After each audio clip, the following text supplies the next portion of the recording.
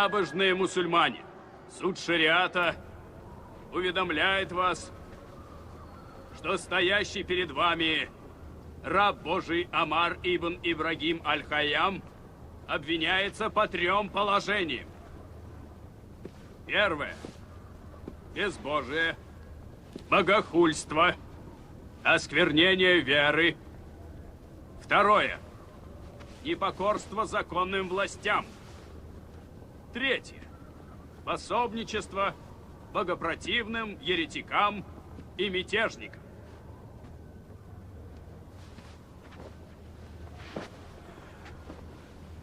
Готовы ли вы к признанию, Факих Амар? Я? Ни в коем случае. Не горячитесь, сын мой. Доказательства могут оказаться столь весомыми, что вам придется признаваться дважды. В своих грехах и в заведомой лжи, по их отрицанию. Так что подумайте, Факих. Подумайте. Я делаю все с ведома и по воле великого султана. Здесь суд веры, и мы все перед лицом Аллаха. А вы лично между раем и адом. И пора вам понять это. Поверьте, ни у кого из нас нет желания преувеличивать ваши грехи. Признав их, вы бы могли объяснить, как они возникли, как заблудилась ваша светлая мысль, как зашла столь далеко по стезе безбожия. Итак, мы ждем вашего ответа. Но мне не в чем признаваться. Скажите, Факих Амар, это ваша рукопись? Да. Это моя работа по геометрии Евклида. Она написана вашей рукой? Конечно. Посмотрите внимательней.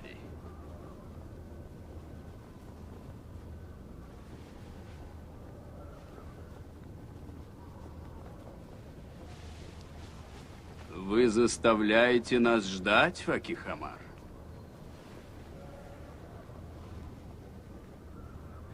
Я написал эту работу 3 года тому назад. Моей целью было уточнить ряд положений евклидовой геометрии. Дело в том, что Симпликити, это финский, а за ним и Ибн Кара, и Аш-Шани, так и не доказали постулата параллельных прямых. Наука о геометрии не содержит никакой ереси и только доказывает мудрость Всевышнего. Высокий суд собрался не за этим. Нам нужно установить, вашей ли рукой написан сей труд. А это я уже сказал, моей. Превосходно. Теперь послушайте. Удивление достойны поступки Творца. Переполнены горечью наши сердца. Мы уходим из этого мира, не зная ни начала, ни смысла его, ни конца. Ты к людям милосерд? Да нет же, не похоже. Изгнал ты грешника из рая. Отчего же? Заслуга велика ль послушного простить? Прости ослушника, о милосердный Боже. Я нигде преклонить головы не могу. Верить в мир замогильный, увы, не могу. Верить в то, что истлевший восстану из праха, хоть бы стеблем зеленой травы, не могу. Жизнь сотворив, и смерть ты создал вслед за тем. Назначил гибель ты творением всем. Ты плохо их слепил, но кто ж тому виною? А если хорошо, ломаешь их зачем? Увидал я бродягу. В пыли на земле он лежал. На ислам, на безверие, на веру, на царство плевал. Отрицал достоверность Творца. Шариат, откровение. Нет, Бесстрашней души я в обоих мирах не встречал. Это ваши листки, Факих Омар? Нет, не мои. Вернее, листы мои, но писал не я. Ваша работа по геометрии. И эти стихи написаны одной рукой. Да. Я переписал эти стихи. Откуда?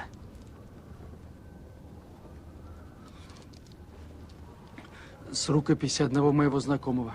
Его имя?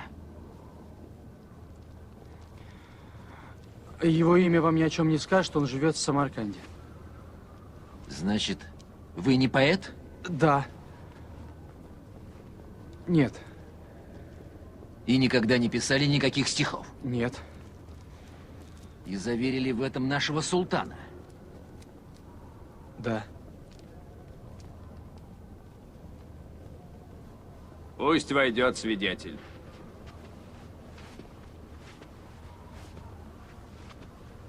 Набожные мусульмане, суд шариата уведомляет вас, что стоящий перед вами раб Божий Абу Хамид из Фахани является учеником звездочета Омара Хайяма и уже больше года живет в его доме.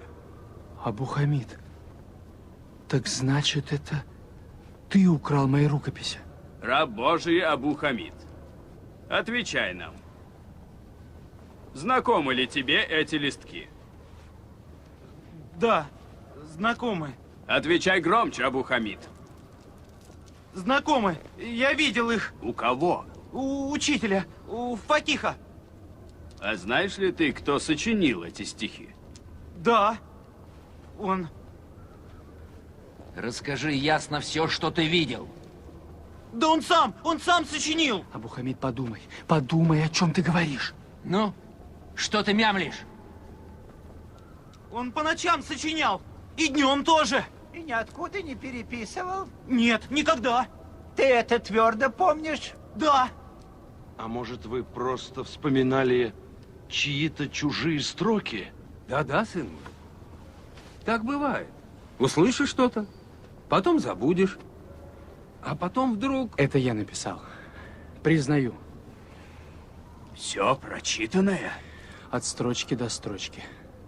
Но вы понимаете, Факих, что самым меньшим наказанием за подобные стихи может быть лишь избиение камнями?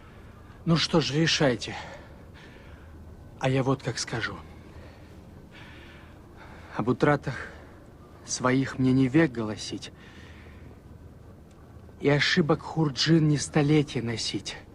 Легкой жизни все время просил я у Бога, легкой смерти, как видно, забыл попросить.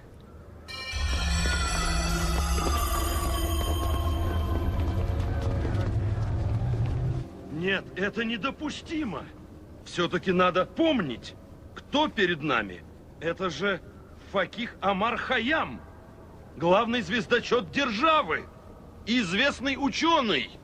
В данном случае нельзя выносить решение без государева слова.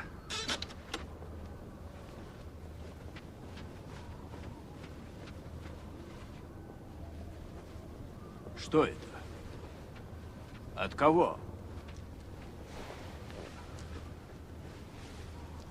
Звездочету Омару Хайяму надлежит немедленно явиться во дворец. А где подпись? Подписи нет. Но здесь личная печать султана. А разве государь вернулся? Очевидно, так. Этого не может быть. На этом суд прерывается. Господин звездочет, следуйте во дворец.